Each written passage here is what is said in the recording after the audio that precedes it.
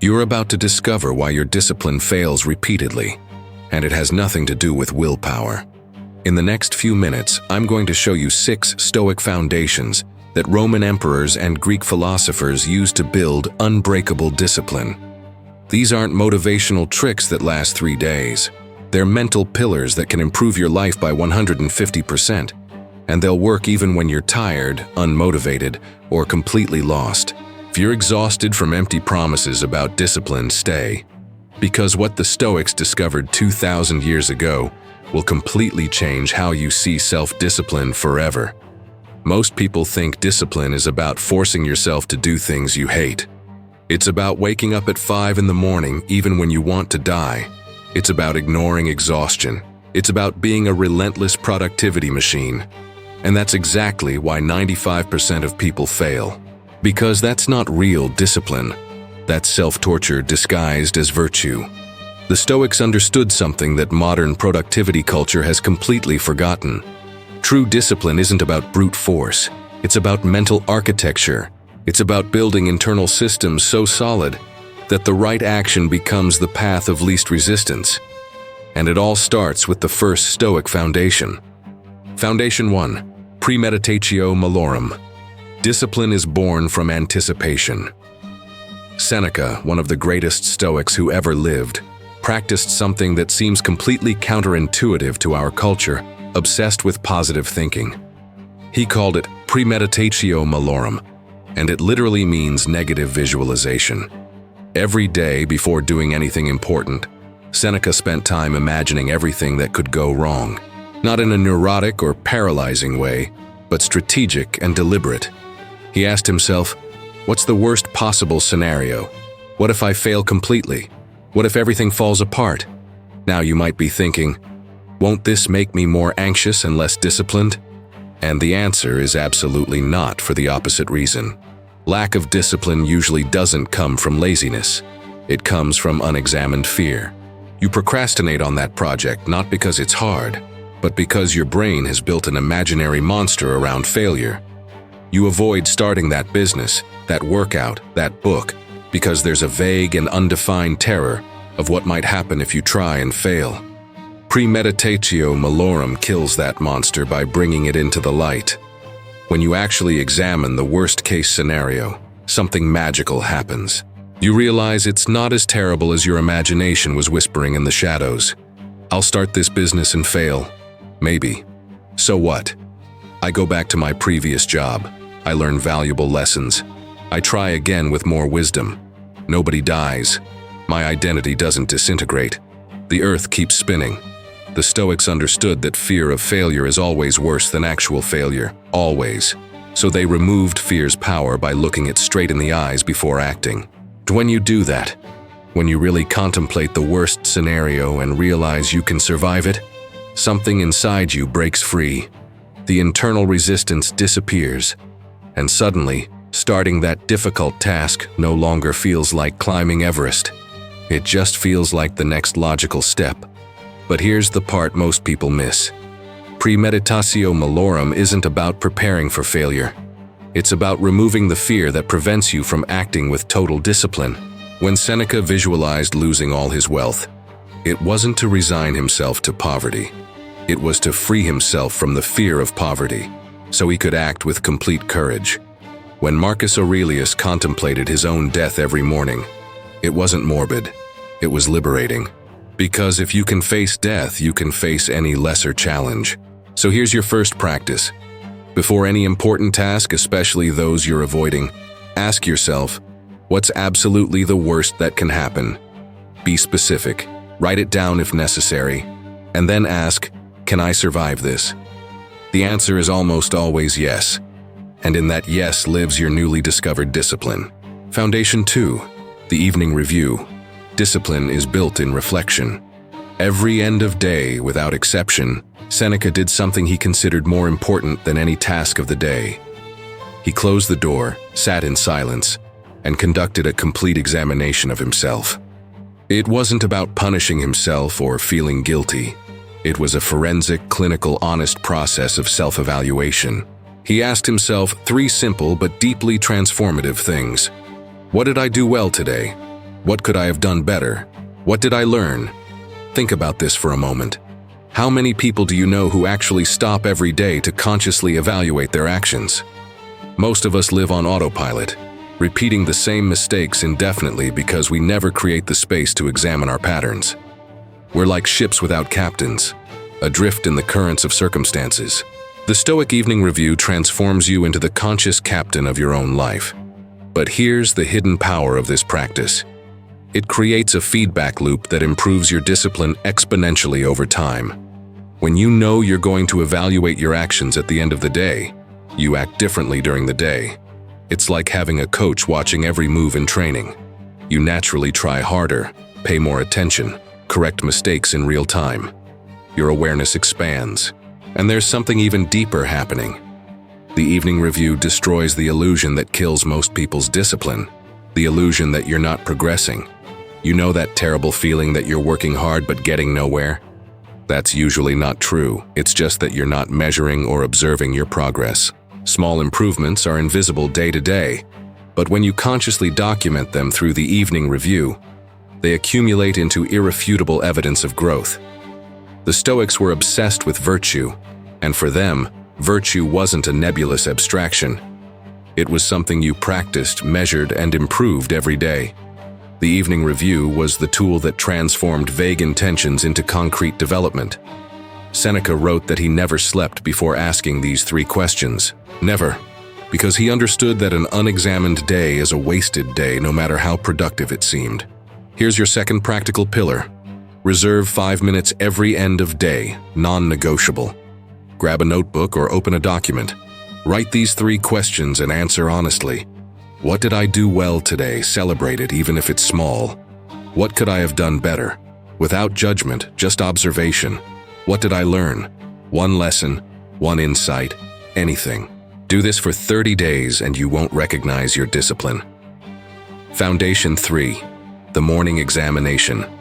Discipline is mental preparation.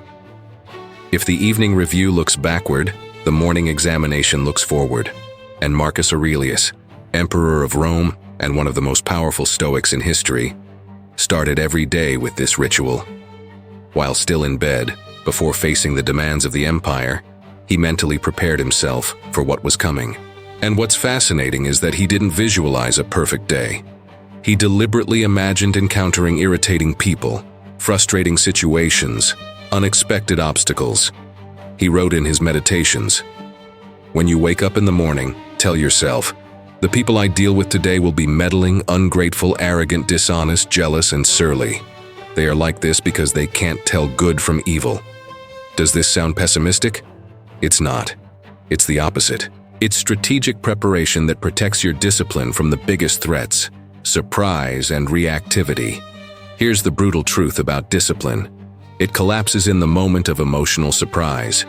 You have a perfect plan for the day. You're going to execute everything with military precision, and then someone cuts you off in traffic. Your boss criticizes you unfairly. A project fails unexpectedly. And suddenly, all your discipline evaporates in emotional reaction. You spend mental energy fighting with reality instead of working with it. The Stoic morning examination eliminates this problem by removing the element of surprise. When Marcus Aurelius has already anticipated that he'll encounter difficult people, and a difficult person appears, he doesn't waste energy being shocked or outraged. He simply thinks, "Ah yes, there she is, exactly as I predicted. Now, how am I going to respond virtuously?" Preparation transforms reaction into conscious response, and conscious response is discipline in action. But there's an even deeper layer. The morning examination isn't just about anticipating external obstacles. It's about connecting with your values before the chaos of the day disconnects you from them. It's easy to say you value health, growth, relationships. But when the alarm goes off and you're tired, when unhealthy food is easy, when distraction is 1 click away, those values evaporate, unless you've consciously activated them in the morning. Elite athletes do this before competitions. They visualize every move, every possible challenge, every response they'll give. And it's not foolish positive thinking where everything is perfect. It's realistic preparation where they've already mentally lived through the worst and know exactly how they'll respond. This is the difference between amateurs who wait for inspiration and professionals who create discipline through preparation. Here's your third practice. Dedicate 3 minutes every morning before touching your phone to do the Stoic morning examination. Visualize the likely challenges of the day. Anticipate frustrations, difficult people, moments of temptation. And then, crucially, visualize yourself responding with your highest virtues. See yourself maintaining calm, maintaining focus, acting according to your values. You're programming your mind for discipline before the day deprograms you. Foundation 4. Marcus Aurelius's question. Discipline is relentless elimination. Marcus Aurelius, commanding the most powerful empire in the world, had infinite demands competing for his attention. And he developed a devastatingly simple philosophical weapon to cut through the noise. A single question he asked before any action. Is this essential? 3 words that separated the vital from the trivial, the important from the urgent, the meaningful from the merely busy. Here's the truth our productivity culture doesn't want you to know. Most of what you do doesn't matter. Most meetings, emails, tasks, worries, conversations. They're noise disguised as signal. And every minute you spend on the non-essential is a minute stolen from what could really transform your life. The Stoics understood this with brutal clarity. They didn't see discipline as doing more. They saw discipline as relentlessly eliminating everything that wasn't essential. Seneca wrote something that should be tattooed on every person's mind. It's not that we have little time, but that we waste much of it. Lack of discipline is rarely about not having time or energy. It's about spending them on 1,000 small things, instead of concentrating them on the few things that really matter. It's about responding to all external demands instead of protecting your internal priorities. Marcus Aurelius's question, is this essential, isn't about productivity optimization. It's about philosophical alignment with what really matters in your life. When you're on your deathbed looking back, what will matter? Certainly not how many emails you answered or how many meetings you attended. It will matter if you lived according to your deepest values, if you created something meaningful, if you loved deeply, if you grew consistently. But here's the challenge. Everything seems important in the moment. Your brain will rationalize that every task is essential. That's why you need a clear and relentless standard. The Stoics had one. Virtue. Does this make me wiser, more courageous, more just, more temperate? If not, it's not essential. You can have your own standard. Does this bring me closer to my 3 most important goals this year? Does this serve the person I'm becoming? Is this something only I can do? The devastating beauty of Marcus Aurelius's question is that it doesn't just eliminate the non-essential. It liberates massive energy for the essential. When you stop wasting discipline on 1,000 small things, suddenly you have deep reserves of focus and energy for the few big things. It's the difference between spreading fertilizer thin across an entire field versus concentrating it on 3 plants that will produce abundant harvest. Steve Jobs understood this. When he returned to Apple, the company had dozens of products. He ruthlessly eliminated until only 4 remained. And Apple became the most valuable company in the world, not by doing more, but by doing less with extreme focus. This is applied Stoic discipline. It's not about willpower to do everything. It's about wisdom to know what not to do. Here's your 4th practice. Every day before defining your tasks, ask Marcus Aurelius's question for each potential item. Is this essential? If it's not, ruthlessly eliminate or delegate. And at the end of the week, review. How many hours did I spend on the essential versus the trivial? The Stoics measured this. You should too. Because discipline without direction is just wasted hard work. Foundation 5. The 5-minute rule. Discipline is about starting, not finishing. There's a dangerous myth about discipline that paralyzes millions of people. The myth says, disciplined people feel like doing difficult things. They wake up motivated, excited, ready to work. And if you don't feel that way, you don't have discipline. This is completely, absolutely, devastatingly false. And the Stoics knew this 2,000 years ago. Epictetus taught something revolutionary. Action generates motivation, not the other way around.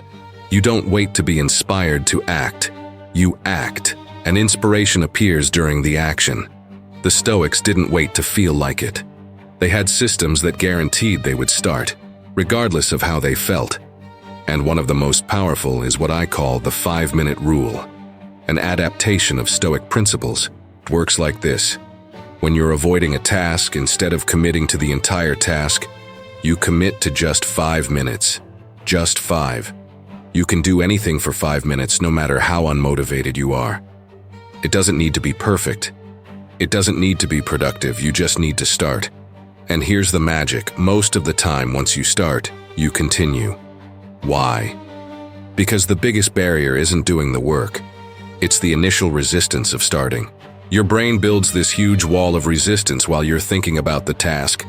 But once you're doing the task, the wall disappears.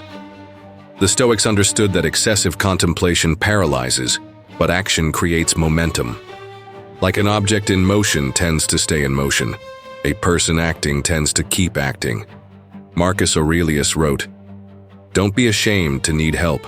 You have a duty to fulfill, just like a soldier on the wall. And if you're injured and can't climb alone, but can with another's help," applying this to discipline, use any trick, any strategy, any help that makes you start. There's no shame in reducing the task to 5 minutes if it makes you overcome the initial resistance. But there's even deeper wisdom here. The Stoics didn't see discipline as an epic battle against yourself. They saw it as small, consistent choices. It's not the day where you work 12 hours heroically that transforms your life. It's working 1 hour consistently for 1,000 days. The 5-minute rule honors this. It removes the pressure of perfect performance and focuses on what really matters. Consistency, not intensity. Think about writing a book. The complete task is overwhelming. 70,000 words, months of work, relentless discipline. Your brain sees this and says, "Not today, I'm tired." But 5 minutes? You can write for 5 minutes. And if all you do is write for 5 minutes every day, in a year you'll have a book. But what really happens is that on most days, you'll go beyond 5 minutes. Because starting was the only real obstacle. The Stoics were pragmatic. They didn't live in abstract theory. They created practical tools that worked in the real world, with real humans who have bad days, low energy, fluctuating motivation. The 5-minute rule is perfectly Stoic because it works with human nature, not against it. It recognizes you won't always be motivated and offers a bridge from the unmotivated present to productive action. Here's your 5th practice. Identify the most important task you're avoiding. The one that every time you think about it, you feel heavy resistance. Tomorrow, don't commit to finishing it. Commit only to starting it for 5 minutes. Set a timer. When it rings, you can stop. But observe what happens. And after a week doing this, observe how much progress you've made without ever committing to more than 5 minutes at a time. Foundation 6. The dichotomy of control in practice. Discipline is focusing on process, not result. We arrive at the final and perhaps most transformative foundation. It's the most famous Stoic principle, the dichotomy of control. And if you think you already know this, stay.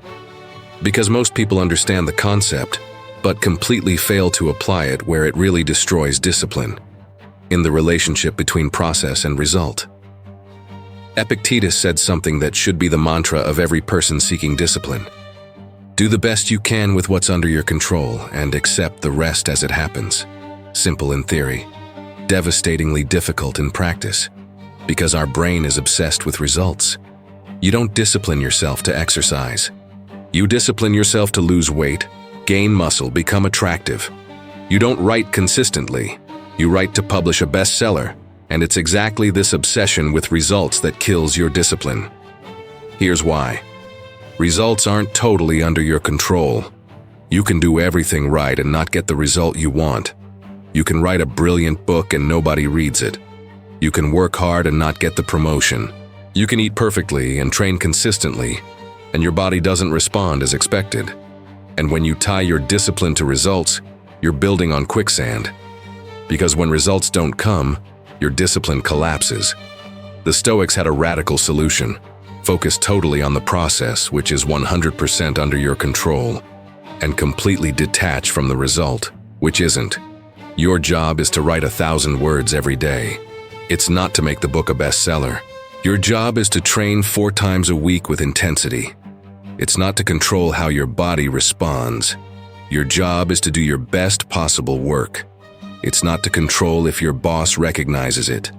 It seems subtle, but it's revolutionary. When you focus on process, you can win every day, regardless of results. Did you write 1,000 words? Victory. Did you train? Victory. Did you give your best? Victory. Your discipline no longer depends on unpredictable external forces. Depends only on your own choices, which are always under your control. Marcus Aurelius practiced this as emperor. He couldn't control if his decisions would save the empire, if his generals would win battles, if the Senate would support him. But he could control if he acted with wisdom, justice, courage, and temperance. So that's what he obsessively focused on. And ironically, by detaching from results, he probably achieved better results, because all his energy went to what he could control. There's profound freedom in this. When you focus on process, performance pressure evaporates. You're no longer carrying the weight of results you can't control. You're just taking the next right step and the next and the next. And discipline becomes something you do, not something you hope to achieve. But beware of the trap. This doesn't mean you don't care about results. You care deeply. But you understand that the best way to achieve good results is to focus totally on the process and let results be the natural byproduct. It's like sleep. The more you try to force sleep, the less you sleep. But when you focus on creating the right conditions, sleep comes naturally.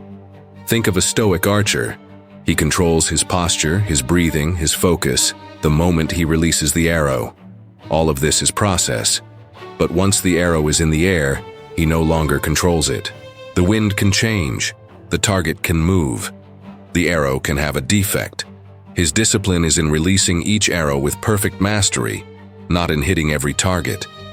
And ironically, the archer who focuses on mastery of process hits more targets than the archer obsessed with hitting. Here's your 6th and final practice. Take your biggest current goal. Now brutally separate process from result. What's 100% under your control? These are your process metrics. What's not totally under your control? These are results. From today forward, you measure your success only by process metrics. Did you execute the process? Then you won. Simple as that. Do this for 90 days and watch not just your discipline transform, but ironically, your results improve too. Here's the truth that connects all these 6 foundations. Stoic discipline isn't about becoming an emotionless machine that produces non-stop. It's about building mental architecture so solid that doing the right thing becomes natural, not forced. It's about aligning your actions with your deepest values consistently, not perfectly. It's about focusing on what you control and releasing what you don't control. Premeditatio Malorum removes the fear that paralyzes action. The evening review creates the feedback loop that constantly improves you. The morning examination prepares your mind before the chaos of the day deprograms it. Marcus Aurelius's question eliminates the trivial to liberate energy for the essential. The 5-minute rule destroys the resistance of starting, and the dichotomy of control focuses your energy where it really matters. These aren't techniques to experiment with when you're motivated. They're foundations to build when you understand that motivation is ephemeral, but structured discipline is eternal. The Stoics didn't wait for perfect days. They built systems that worked especially on imperfect days. And if you implement these 6 foundations, not only will your discipline improve 150%, your entire life will evolve, because discipline isn't just about doing more. It's about becoming more. If this video opened your eyes to a completely different way of thinking about discipline, leave your like now. Subscribe to the channel to continue discovering practical Stoic wisdom that really transforms lives. And most importantly, don't let this knowledge die as information. Choose one of these 6 foundations and start practicing it tomorrow. because philosophy without practice is just entertainment. But applied philosophy is evolution, and you're 6 foundations away from a life you barely recognize as possible today.